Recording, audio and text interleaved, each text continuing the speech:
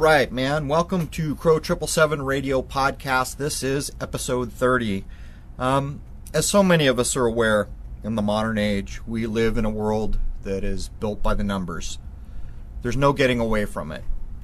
Anyone who is paying attention has come to realize that this is true. We can look at nearly any event in history and roll it back to the numerical system that surrounds any given event. Take the JFK hoaxed assassination, the staged event. For those who gasp when they hear these words, you can go look up on YouTube. So many people now have shown the Zapruder film to be a fraud, that it is. But let's take a little more careful look at the numbers. You see, the fake JFK assassination was not far from the 33rd parallel. The original highest Scottish free rights masonry establishment was set up on the 33rd degree parallel on the East Coast.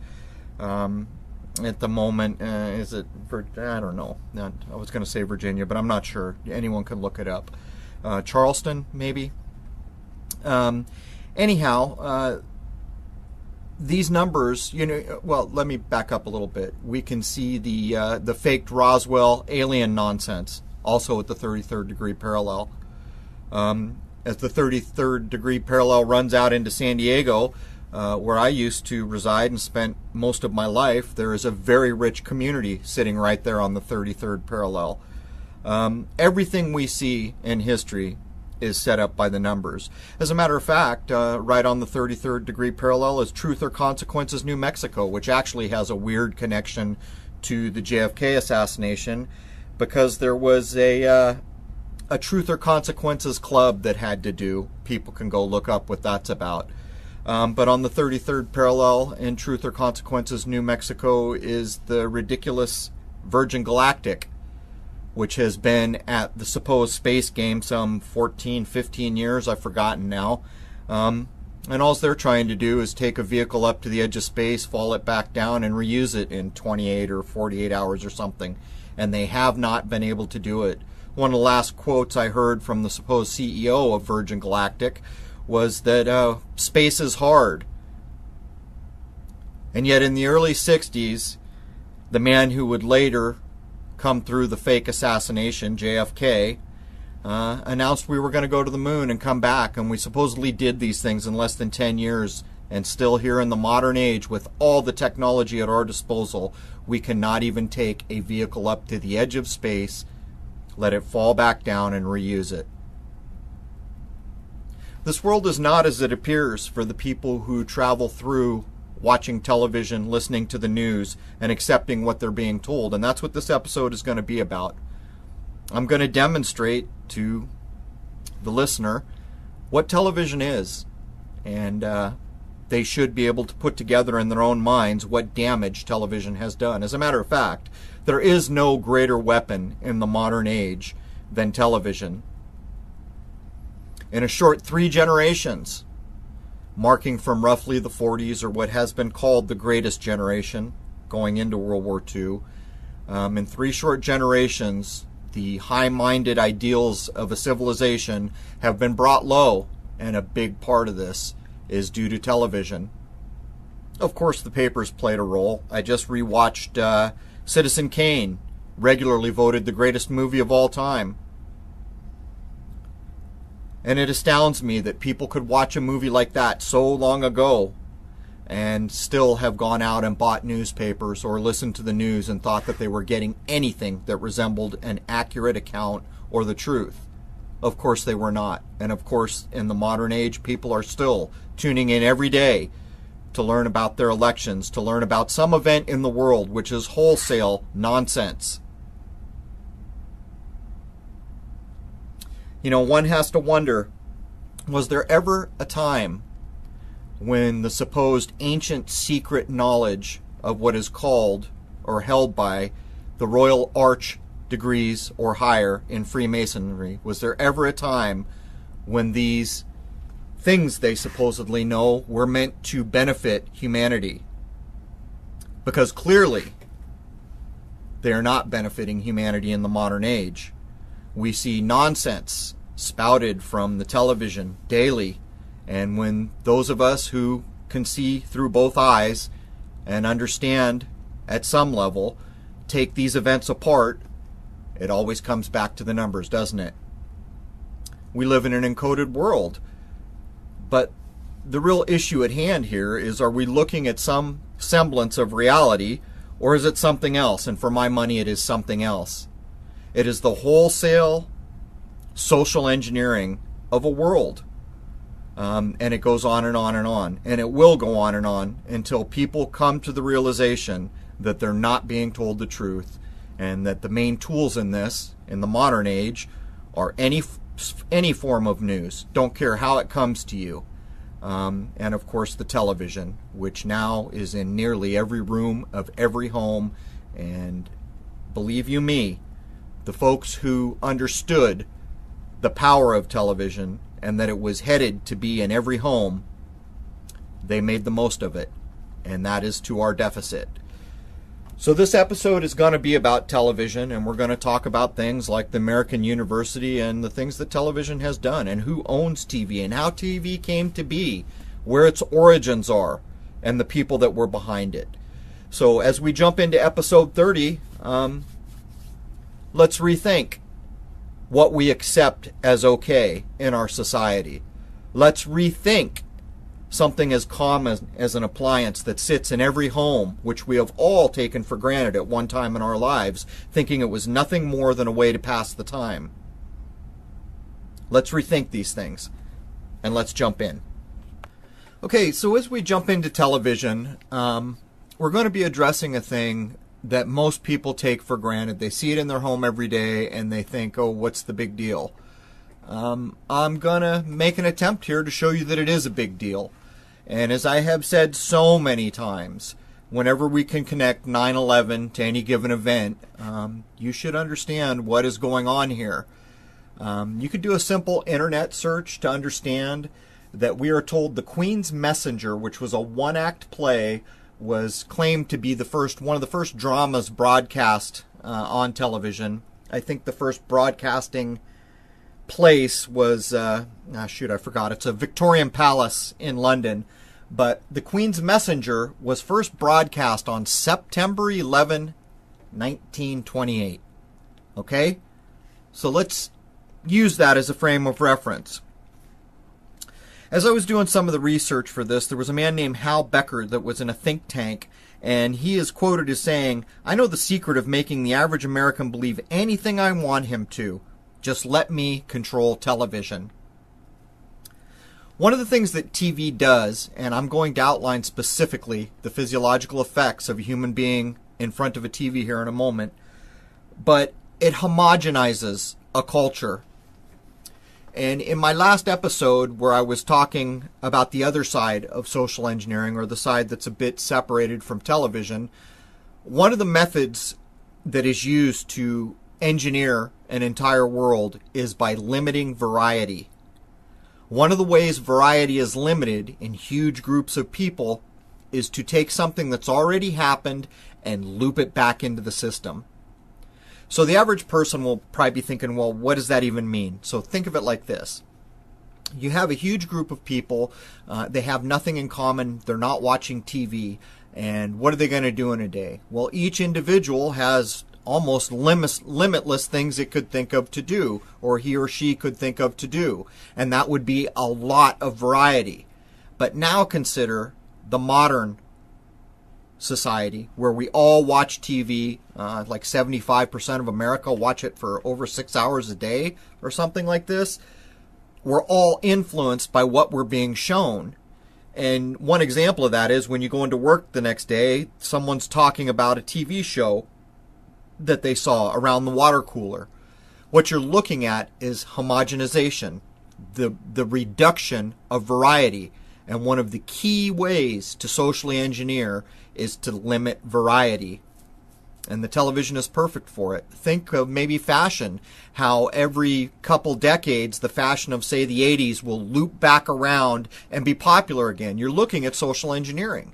You see, where the 90s or the 2000s or the 2010s could have their own unique fashion style. What we see is this other fashion style looped back in, this thing that is already happening, limiting variety. So I'm going to read a quote that I thought was one of the best descriptions of what a television does to a human being. This quote is lifted from a book called The Tavistock Institute, written by Daniel Estelin. When you watch TV, the right hemisphere is twice as active as the left hemisphere, which in itself is a neurological anomaly. The crossover from left to right hemispheres releases a surge of the body's natural opiates, endorphins, which include beta endorphins and enkephalines. Endorphins are structurally identical to opium and its derivatives like morphine, codeine, or heroin. So basically, what this quote says is that when a person sits down to watch television, they're in a beta wave state of mind, where this is another thing that I was reading about. You're in a beta wave. If you're a habitual TV watcher, within about 3 minutes you switch to alpha waves, which is what a brain should look like when it's sleeping. For a person who watches TV but maybe not as habitually, it takes a few minutes for this to occur. But what happens is, instead of both hemispheres being active, there's a crossover to the right, and one of the side effects is endorphins being released, which is no different than taking an opiate. So your television is literally drugging you. But it goes on. It goes on to say, another effect of watching television is the higher brain regions, such as the midbrain and the neocortex, are shut down. These are where higher brain functions occur. Okay? And most activity shifts to the limbic system, your lower brain. What this means is your lower brain doesn't have any ability to distinguish fantasy from reality.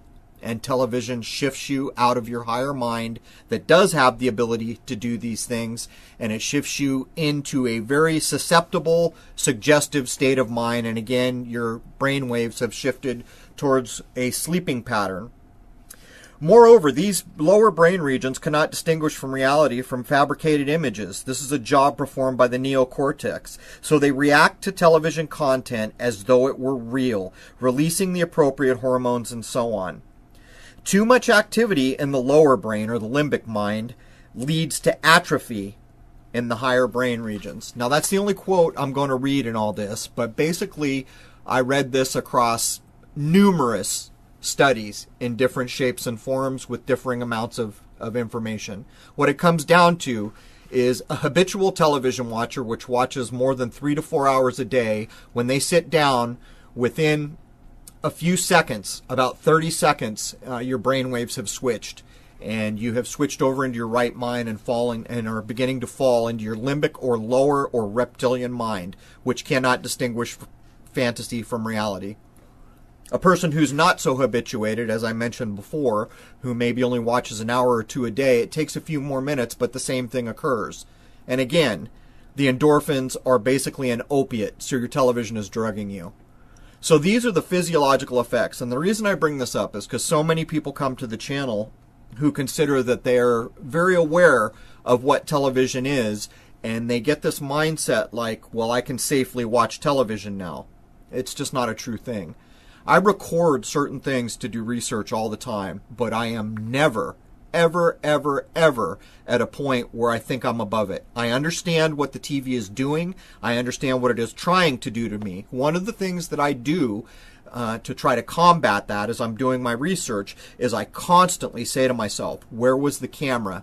Where's the camera in the shot? Where's the director? Where are all the lights being positioned? How was this stage set put together? I'm always trying to get into my higher mind to break the spell that TV is trying to put me under.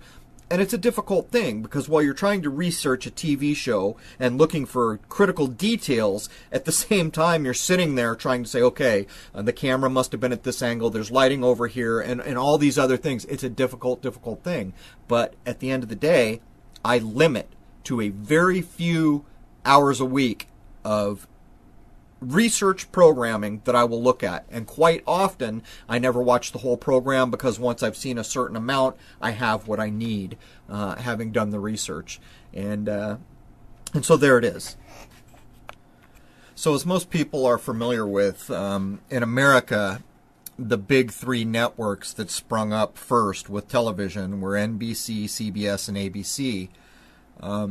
As I mentioned before, RCA, the company RCA, was weaponized to go into World War II, and they took over all broadcasting mediums like radios. And in my articles on weaponized music, I point out that the RCA controlled media like radio and music companies and things. It was never unweaponized after the war ended, but few people understand that NBC, CBS, and ABC all sprung from RCA, which is a very telling thing indeed.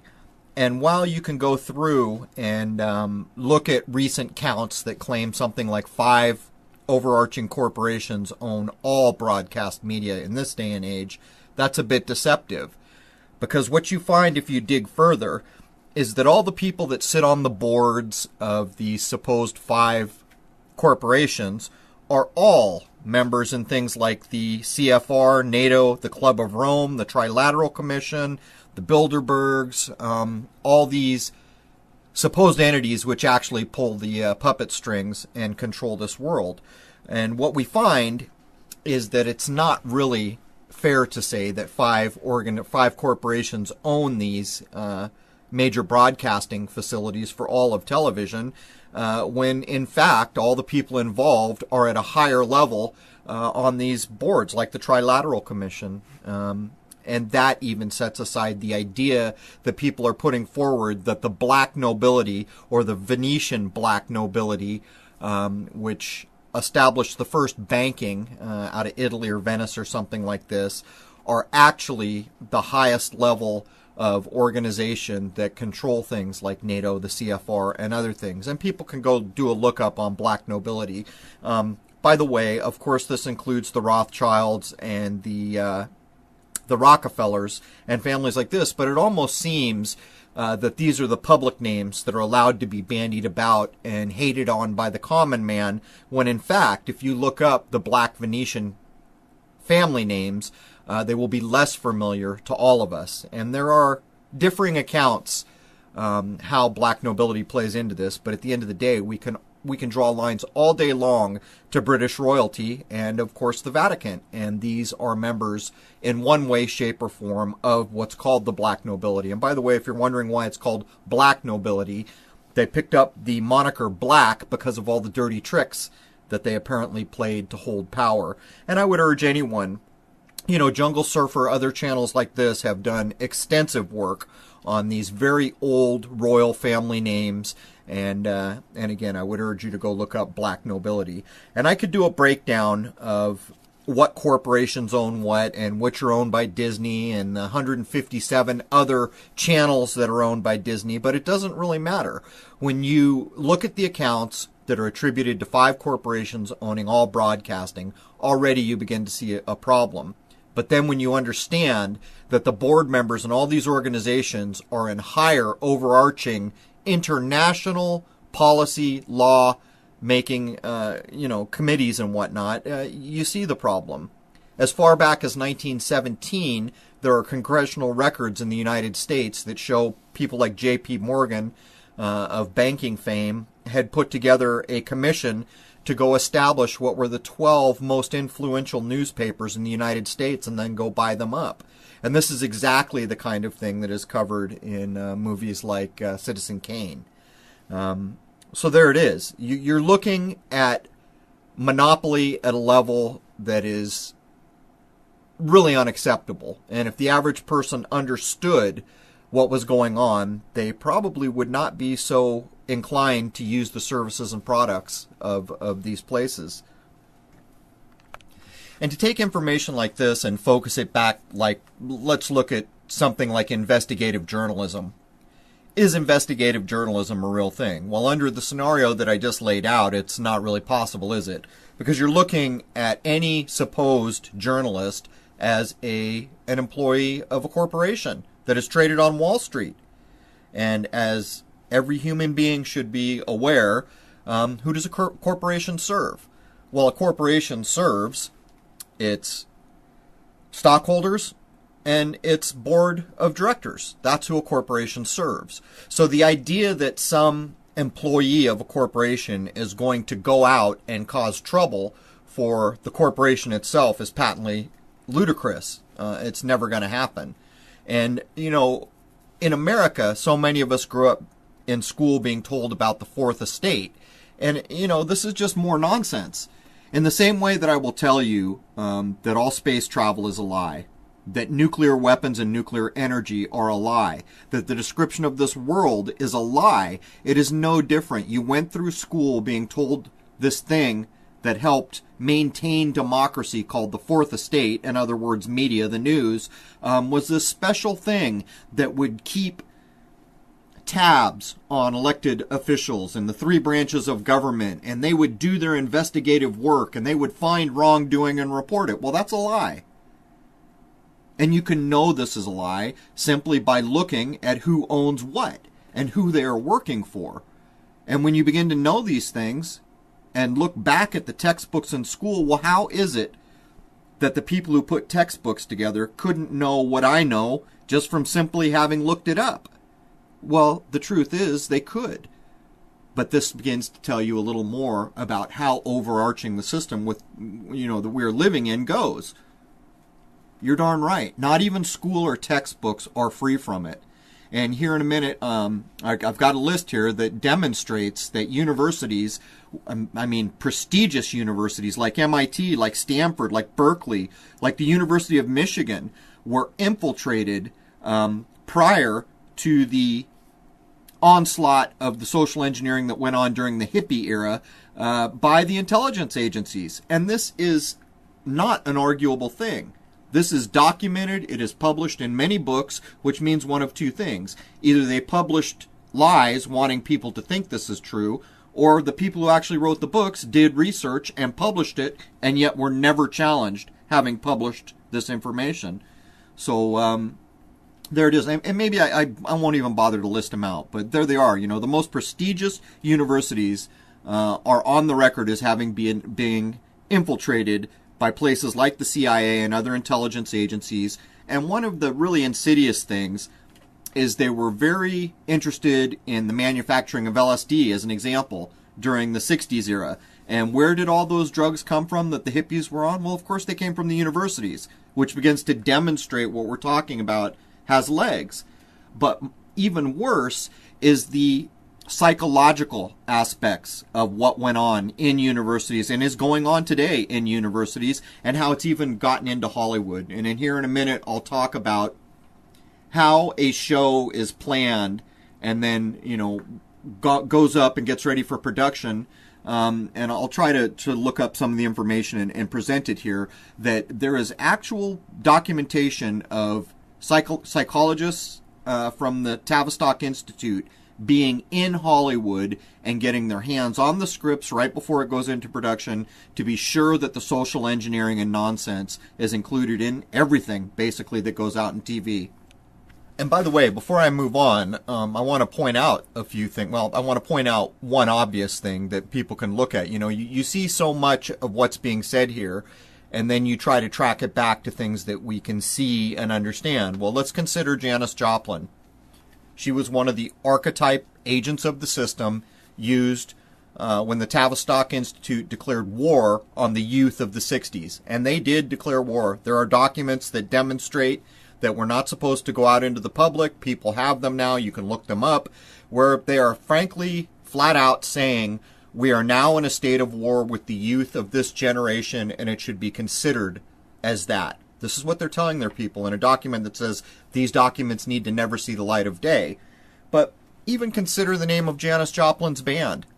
So here's one of the early people at the Monterey Pop Festival, which has been shown in the same way that I'm starting to show Woodstock was a complete fraud and a complete put-up. The Monterey Pop Festival was the early inklings of the social engineering that was going to attack a generation and drug them out and sway their minds with music, fame, and superstars, rock stars. But consider Janis Joplin's band, Big Brother and the Holding Company. That kind of says it all, doesn't it? Big Brother is lifted directly from the book 1984, where an overarching government gone haywire out of control is referred to as Big Brother. Now, all these things have a connection if you look into them. Like Brave New World is like almost like an outline of what people call the New World Order. What they're aiming for is like in the Brave New World, where they basically, in a weird way, drugged a society into being slaves, but they don't even realize they're slaves in that kind of an allegory. But to get back to Orwell's 1984, Janis Joplin, who's supposed to be peace, free love, and, the flower child generation, is naming her band Big Brother and the Holding Company. So there you have the kind of Illuminati-ish, New World Order-ish, Tavistock, CFR, Club of Rome reference to 1984, Big Brother, but the Holding Company. Well, here they are manufacturing all the LSD that's been, the first inklings that they're going to whack out an entire generation with drugs. That really starts in earnest with the LSD. So right in the very name of the band, Big Brother and the Holding Company, you can see the encoded poke in the eye that we always get now that we can look backwards with 20/20 hindsight and have a clearer view of what's going on, knowing that Janis Joplin is not someone that should be idolized. The supposed rock star that died in the 27 Club with Jimi Hendrix and, all the Jim Morrison. These are all agents of the system who can be shown to have been from military and intelligence-based families that were put together for the express reason of declaring war on the young generation of the 60s with the goal of social engineering and drugging the living daylights out of them, which succeeded. So let's move on from there. And by the way, the truth is that so many of these, benchmarks for literature and movie making, they're not what you think they are. Brave New World, 1984, these are all references in one shape or form of showing this push towards a very fascist one-world government. It's what they are. As a matter of fact, in many cases, some of the people who created these supposed works of literature and art are in this kind of royal club. Look at the movie Clockwork Orange. If someone came up to you and asked you, what is the movie Clockwork Orange about, what would you say? Well, what you're looking at in Clockwork Orange is a youth generation that has been pulled down into its limbic mind, its lower animal mind, and is basically running rampant, committing mindless violence everywhere. In a way, the movie is making fun of one of the goals of the Tavistock Institute and other organizations that are social engineering a world. See, there's even documents that we can get our hands on that show not only was war declared on a generation, but they sent benchmarks so that they could know when they were succeeding at their goals, many of them psychological. One of the benchmarks that was sent was, we'll know, in the document it would state things like, we'll know when we're succeeding at our objectives when, say, children no longer listen to their parents. And they outlined very careful and Freudian terms, totally psychologically tilted writings that say things like, when we have successfully pulled the adult generation into a sufficiently infantile mind, the children will no longer respect or respond to the parental authority anymore because the children will recognize the infantile mindset that the parents possess. A bit like babies looking at babies and, someone expecting some higher moral authority to come out of that. Well, I mean, this is kind of what we see, isn't it? In the hippie generation, we started to see aspects of this, but by the time we get up to even the 80s, you can see the lowering, the standard lowering of a mindset. I mean, things like The Simpsons on television. What are we looking at there?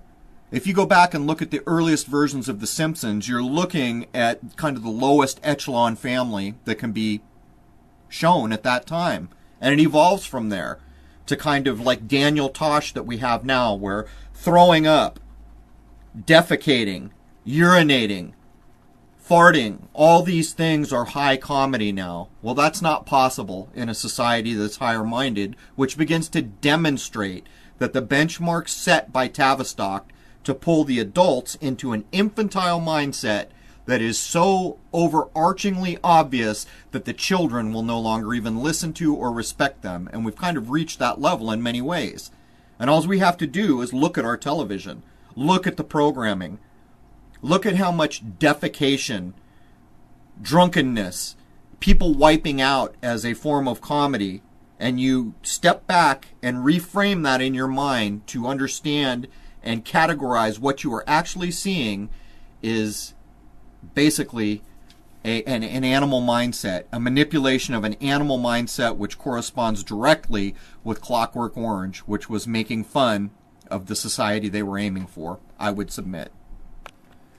And within the programming, there are subsets that we can recognize. And actually, you can go look up in psychological publications that have to do with psychiatrics, these very known, how do you put it, what happens to people in large groups. In other words, when television is presented out to the people, you're being treated as one large group. And even though your household is not really part of the household next to you or the household in a different city, the group dynamics as far as psychiatry or anything psychological is concerned was outlined way back before World War II by people like Freud and the Frankfurt School in Germany.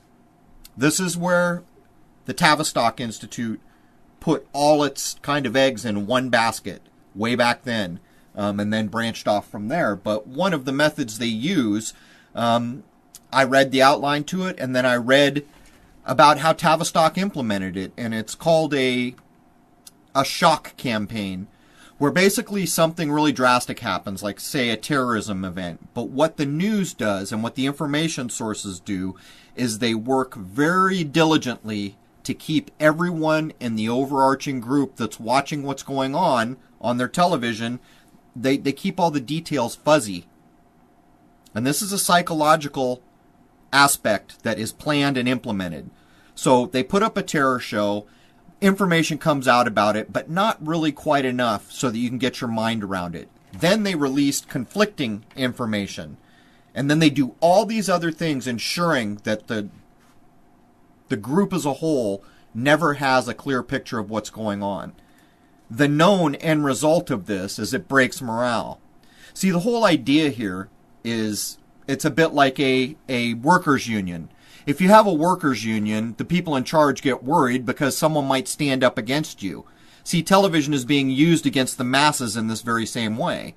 And what I just described to you is a way to break morale where people actually, in a documented clinical setting, do the same thing that a country does exposed to the same technique, where they shut down, they start going to entertainment, they start drinking, doing other things to just disassociate from this thing that is so shocking that they can't ever quite form an opinion about.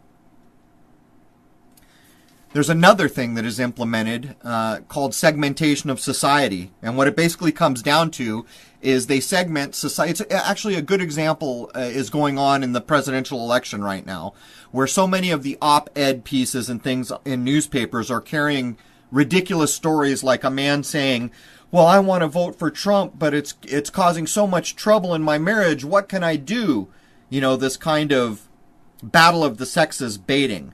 Well, this is exactly what I'm referring to in this method, where people are segmented down by race, by religious beliefs, by gender, by any smaller group you can be segmented off into.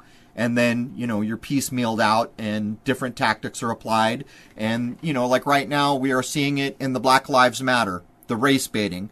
So there's the segmentation. The Blue Lives Matter is another version of that. The whole battle of the sexes, which is being fueled by Trump and Hillary.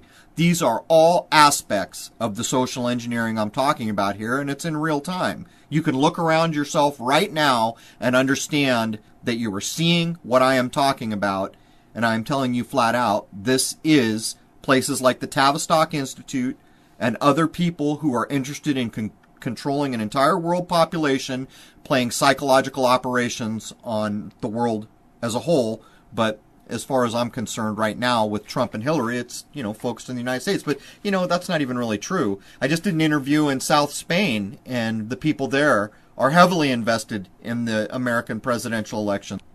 So let's shift over for a second, and here's a little something you can do in front of your television to begin to understand the state of mind you're in while you're watching television. Let's take a situation comedy, which is a bit ironic in itself, considering that we call them sitcoms, giving you the subconscious command to sit and be calm.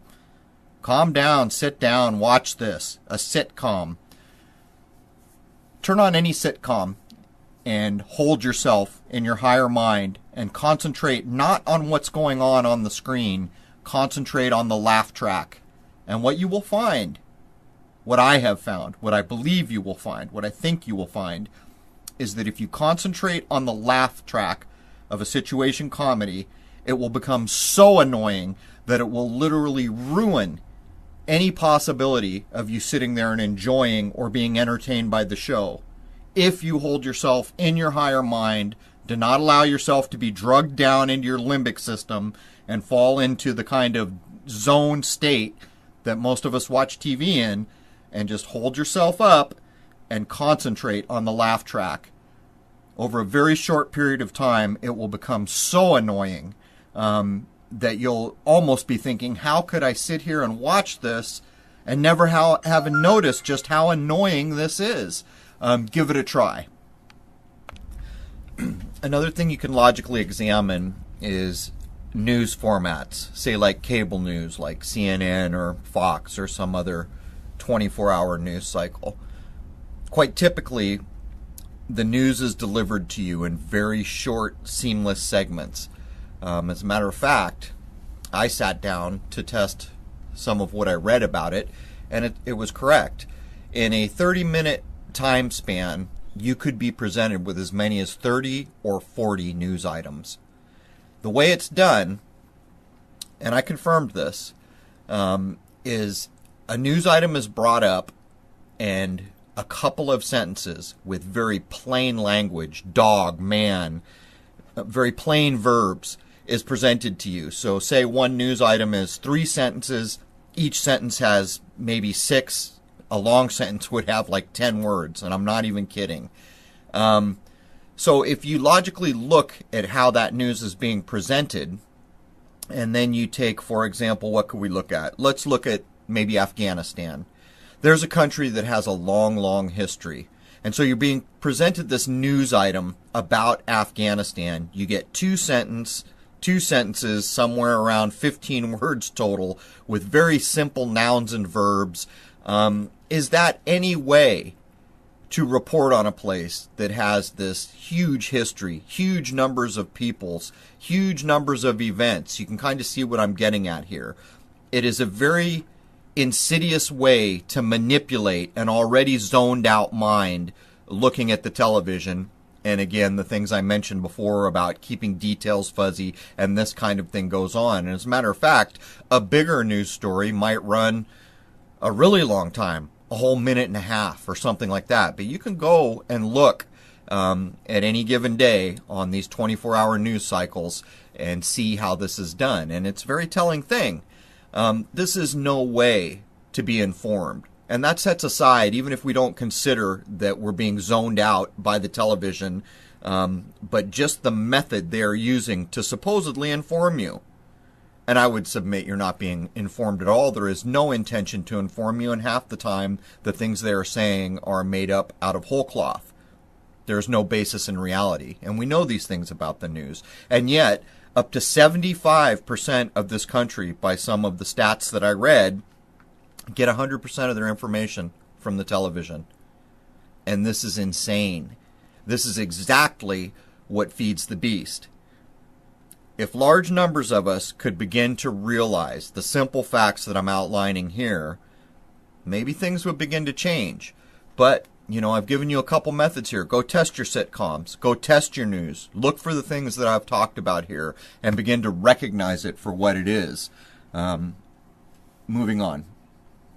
Oh, and I guess I should mention there's another part of this. There's a technique that's being labeled pseudoscience that's called victimology, which is delivered to you through your television every single day. As a matter of fact, almost every time you sit down. What the social engineers discovered was that they could actually inflict trauma on the mass audience by repeatedly showing very graphic traumatizing events. And when people are in the proper state of mind, they've been sitting in front of their TV for an hour or so, a form of trauma actually does happen. And you can test this on your local news. If you look at your local news, you would almost be led to believe that nothing good ever happens. Someone got killed, someone got raped, someone got hit by a car. This young schoolboy who worked his way up as a dishwasher was an honor student. He got hit by a car and he was killed. This kind of trauma-based news. And the average person will look at it and they will think, man, this world is an unsafe place. Well, first of all, most of what you see come from your news is scripted nonsense with no basis in reality, and the laws were legally changed. The Schmidt-Mundt Act of the 40s that supposedly protected us from propaganda during the World War II era was revised in 2012. Many of the people who have looked at the revision of this act are basically saying what it comes down to is news can legally lie to us and propagandize us all day long. So the first thing you should understand is it is likely when you're looking at rapid-fire trauma off your local or national news that there's no basis in reality for it. But secondarily, what you should recognize is when you are coerced into the proper state of mind, you are literally being traumatized by this kind of technique. And you can test this again. Tonight when your local news comes on, pay attention. How long was the news piece? Was it 30 seconds?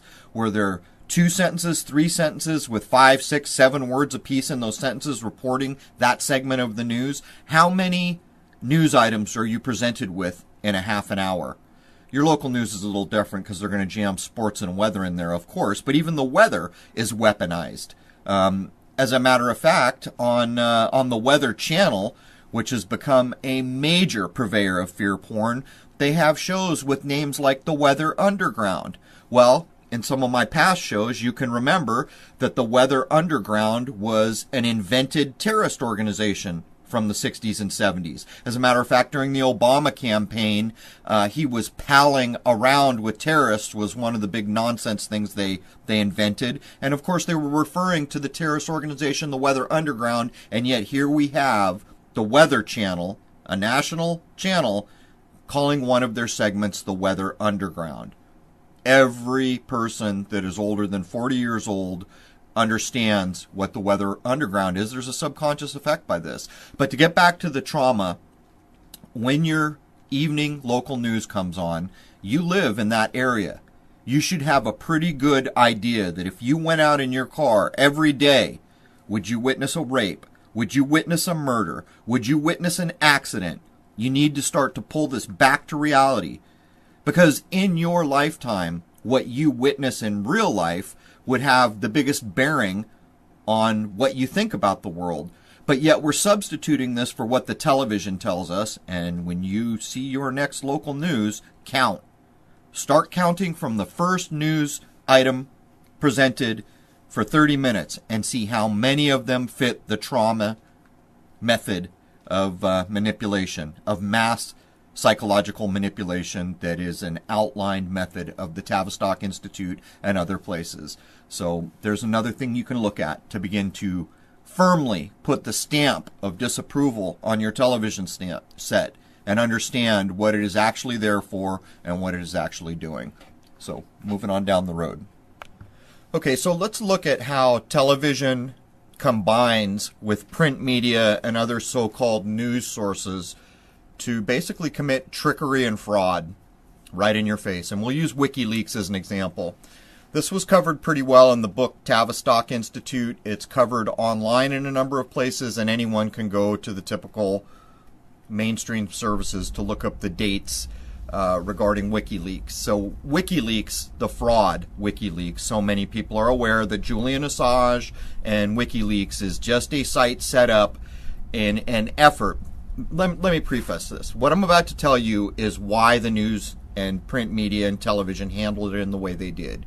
What WikiLeaks is a front. It's a front that attempts to get people who may have real secret information that they want to leak out to give it to the wrong people. That's what WikiLeaks is. Julian Assange is a fraud. He's an actor. He's no different than the jackass that owns SpaceX and Tesla Motors, Elon Musk. Same kind of thing going on there. Just agents of the system. So let me get into this. WikiLeaks starts in December of 2006. For some reason, both the Washington Post, Time Magazine, and TV cover this when there is absolutely no reason. WikiLeaks hasn't done anything of interest. But in the Time covers it in a way, Time Magazine covers it in a way where they're basically telling you how to go to the site and use it. And they do this in 2007. They do it 2 months before the kind of first big supposed WikiLeaks story comes out. So think about what we're saying here. You've got print, big print publications like the Washington Post and Time Magazine in concert with television talking about this thing that isn't even really a thing yet. And then 2 months before its supposed first big leak case, they covered extensively telling people how to go to the website and how to use the website and decipher the website and all this other nonsense. And they do this, again, 2 months before the first big supposed case. So what you're looking at here is a really overarching kind of devious plan. This fake front called WikiLeaks is set up to try to fool people into thinking they have an outlet to try to out perceived wrongs, to leak something they think some organization or government or whatever is doing wrong. The problem here is that WikiLeaks are the very people who are doing the wrong. Whether it's a CIA front or some other intelligence front, it is a fraud site. It's what it is. And you can kind of tell this by the story as it's unfolded, how they brought Assange out and they were going to sue him, and they made all this kind of fear porn around supposed leaked documents. But what has WikiLeaks ever done for us? Well, of course, they invented the Snowden nonsense. You've all been snowed. Anyone who accepts the Snowden nonsense.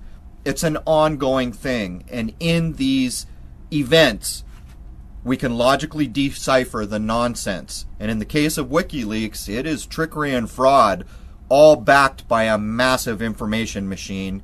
And again, why in the heck were they outing it before it even mattered and telling you how to use the website and all these other things? And that sets aside the whole, I don't know whether it was 60 Minutes or whatever, when Julian Assange is hiding in the safe house under, the only place he can be where they can't arrest him, and all this other ridiculous kind of fear porn designed to scare people who might want to stand up against the system because they know some perceived wrong is going on, trying to scare them just to sit down and shut up. Of course, Snowden is the same story reiterated a bit later. So when you consider these things, it is a heck of a good window in, and I would urge anyone to go look at the story of WikiLeaks. Look at when it came into being, its startup. Look at the players or the actors is another good way to say that. Look at the Washington Post and Time coverage and the timing of that. Then look at the supposed big first leak. And if you want to, you could follow it all the way up to Julian Assange crouching in a safe house. It's all nonsense. And it demonstrates what these systems, TV and media, are for. They're corporations, and they are serving the people at the top. They do not serve the people, and they never will. Moving along. Another good example of media leading everybody as a mass group astray is polling. Polling is originally derived by folks like the Tavistock Institute and other think tanks from the idea of stereotyping, just so folks know. And you can go do research and look up these things. But as I began to look into polling, and what got me thinking about it was what I was seeing around the supposed election for presidency in the United States right now. The polling always feeling wrong. You know, we're split. Some ridiculous thing would happen, but these polls are always neck and neck. And so I looked into how polling is generated. And what I found is that the average polling can be produced in less than 24 hours.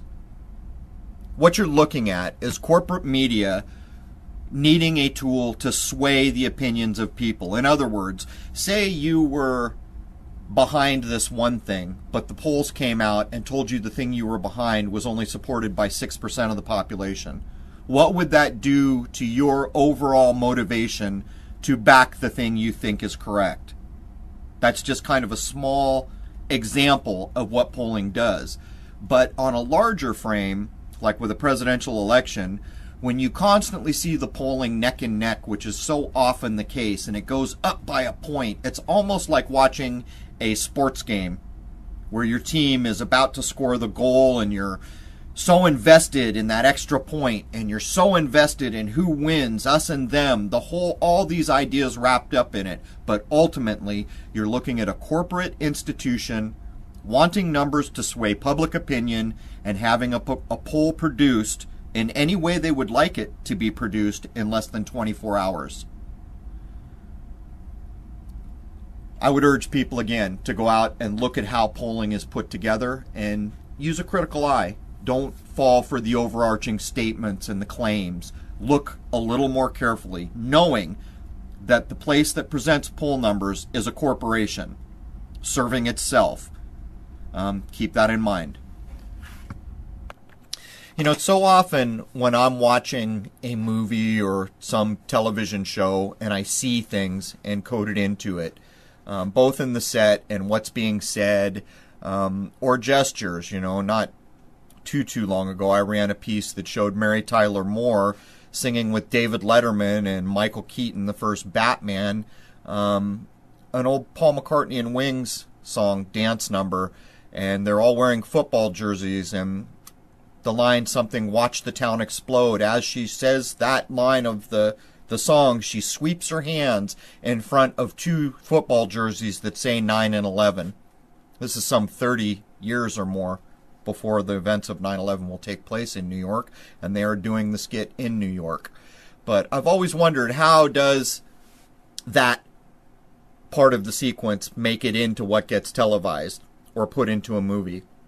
And I found some accounts of how this happens, and believe it or not, the claim is that on every production set there are advisors that are actually psychological experts, and like on a Disney show they would be kids psychological experts. I'm not even kidding about this, but they are either from Tavistock or the Frankfurt School or other places, and they're experts in psychology basically. And so among the ways I researched and saw that this is done, this is one of the ways.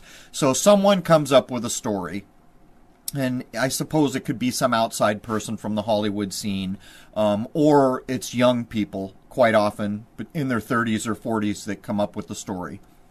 Once someone is interested in the story, the script goes to the writers, and they put the meat and potatoes of the writing in, but it's all done with very, very simple language. After that, the producers and directors get it, because it's about to go into production. Now, I've always considered that it's the directors that must be doing this on movies, and this is a hard thing to know. And by the way, bear in mind, almost any successful show, really successful show that you see on television will have a version of that show recreated for other language audiences and other countries, and that is a very telling thing. But anyhow, right before it goes into production, while the producers and directors have it, the advisors, quote unquote, that I talked about from places like Tavistock, who are the psychological engineering experts, the social engineering experts, take the script and add what we can only assume are the little portions that those of us who have learned to see pick up in basically everything that gets televised or put in a movie. So for all the people who are wondering how that's done, this is one of the versions that researchers outlined. Now, I have always thought that directors for movies must be in on this. And here's why. You get like the director of Blade Runner, and you go look at the movies that were made, and you begin to see a commonality. In the same way, what's the guy's name? Is it Zemeckis? I don't remember. Maybe it's Zemeckis. But the guy who did the Back to the Future movies is a good example. The majority of us are aware of what was being done in the Back to the Future movies. They were pre-echoing 9/11 all those years in advance of it. And it's not really an arguable point. I mean, it is definitively outlined by people who have taken the movie apart. But what we see is that same director, even up to the common day, there's another movie that came out about some guy who supposedly high-wire walked between the Twin Towers of all things. Now, people have researched to try to figure out if this was even a real event, and I think most people are unsure. They can't find any real images or anything, but the point is, same director made that movie, and now people are beginning to make the claims. I don't know if this is true, but I have seen the work in progress where they're saying that the guy on the tight wire is somehow related to Marty McFly from all those years ago, and of course the Twin Towers are involved, and of course the original movies with Back to the Future were pre-echoing, getting your mind all set for 9/11, the social engineering, the subconscious kind of seed planting going on there, and there's much more to it. Of course, this is also a bit like showing your hand to the audience, and in a lot of shows I've done, people have asked me why they're doing this. It's an involved thing to talk about. To some degree, maybe it's a bit like lesser magic, where if they just blindsided everyone, there would be a price to pay for that, because the people they're blindsiding have no chance. But the flip side of that idea would be if they have shown you, hinted out, and literally shown you in some cases, what they're about to do. Somehow it alleviates the cause and effect or karma, or there's many ideas behind why this is done. I would submit that there's also an alchemical side of things. And if you look at the third law of alchemical tradition, it's revealing what was previously hidden, or something to that effect. People can go look up the first 3 laws or rules, whatever they're called, to doing alchemical procedures. But there it is, man. You're looking at a machine in this particular researched account where stories are made, the script is intentionally set up very simply initially. Then it makes it to the producers and directors, which kind of tells you that the initial script is meant to be changed. And how many shows or movies have you seen where the writer comes in to pitch his story, and of course there's going to be changes made? There are always, in every account you ever see, in film, on television, the guy who's making the decision is already changing the script. So there's your kind of coded reference to what's about to go on. And then the producers and directors get prepared for production, and the, quote, advisors, the psychological experts, come in and they seed what's about to be filmed and presented to the masses with the things that are necessary for social engineering. So there is one possible account of how it's done, and I think it's quite telling and possible as an accurate account. And I also still do think that directors have a lot to do with what comes to us in major motion pictures. Now I want to talk a minute about hidden messages in broadcast media.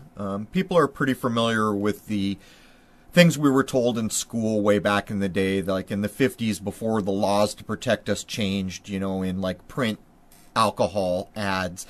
There would be like words like sex written into the ice cubes, and it's been pretty well demonstrated this was done. As a matter of fact, it was demonstrated in a lot of different ways, where they would, in a movie theater, a single frame would flash a penis or a naked woman to have a subconscious effect on the audience.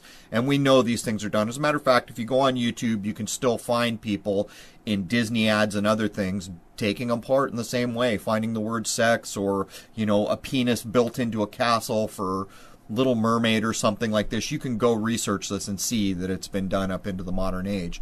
But from the book, the Tavistock Institute, there was an interesting claim made, and I haven't had time to look into this, but I would be interested if anyone listening to this does go out and research it and find that it's true and make a clip about it or something. I would like to see that. The claim is that in the Russell Crowe version of Gladiator, There is some portion where there's a fight scene going on, and I think someone gets hit in the head. There's a head wound, and there is a frame flashed that says JFK, which would be a pretty damning thing if it's true. If someone out there does the research to confirm it, I may at some point if I have the time.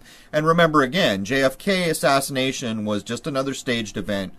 There is a version, JFK was Irish, there is a version of his name in Gaelic, which means ugly head or head wound.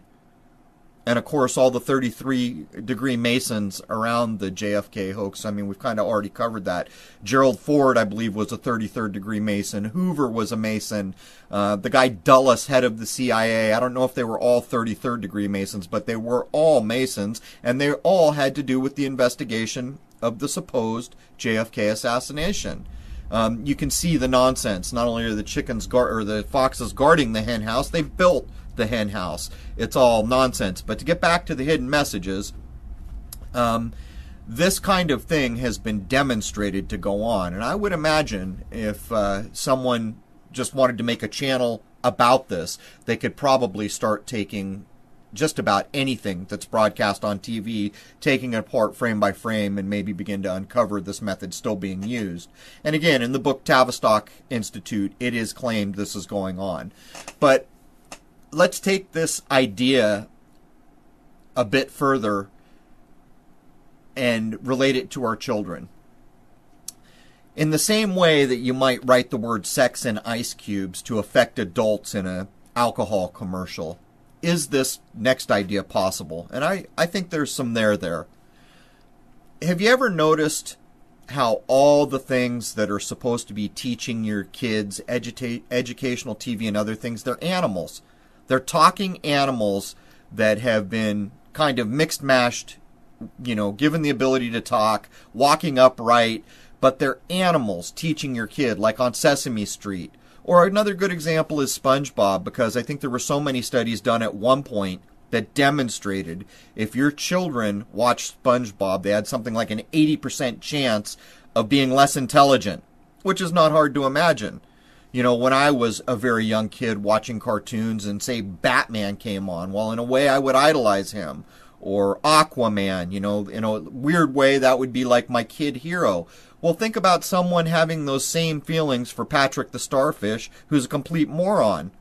And then SpongeBob being his buddy and pretty much accepting everything that's moronic about him. What effect does that have on a young mind? And then pull it over to Sesame Street. The idea here is that by using animals and not human beings to teach, that they're somehow, again, subconsciously manipulating you down into that limbic, animalistic, reptilian mind.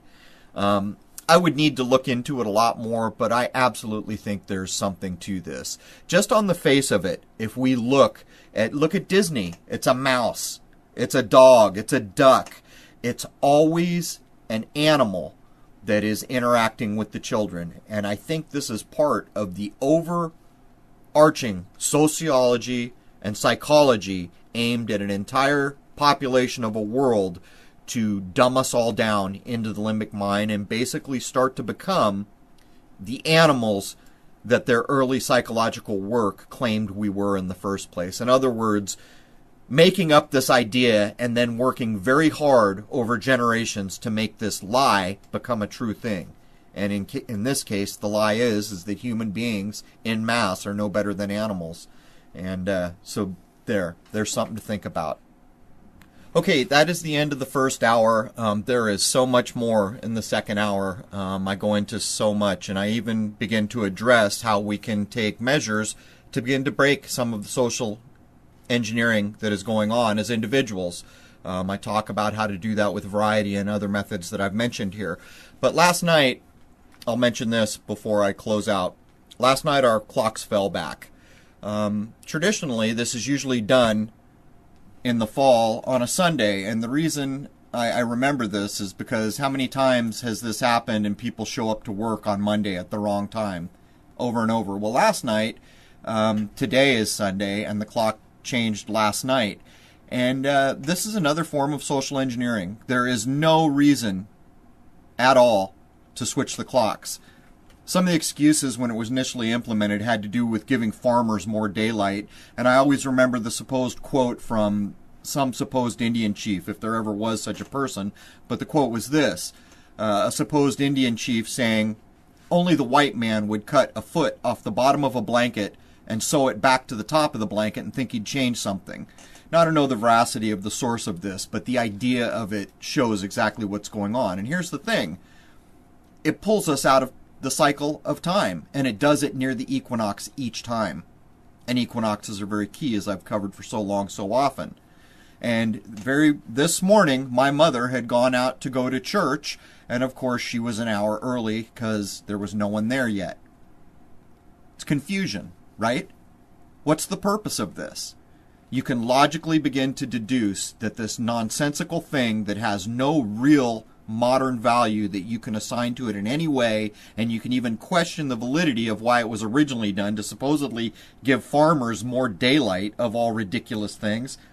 You just get up at the right time if a farmer was in that position. Why would you change the clock? And then on top of it, you have states like Arizona, where the great city of Phoenix, of course, is, and they don't do daylight savings time anymore. So these constructs are all around us, and we just walk through life, so many of us, swallowing what we're handed. And I would urge people, it's time to start paying attention. And in the second hour, I do delineate some good ways to begin lifting yourself out of this socially engineered mindset and actually take steps to combat it. Anyhow, the second hour will be posted at crow777radio.com for members. I hope to see you folks there. Cheers.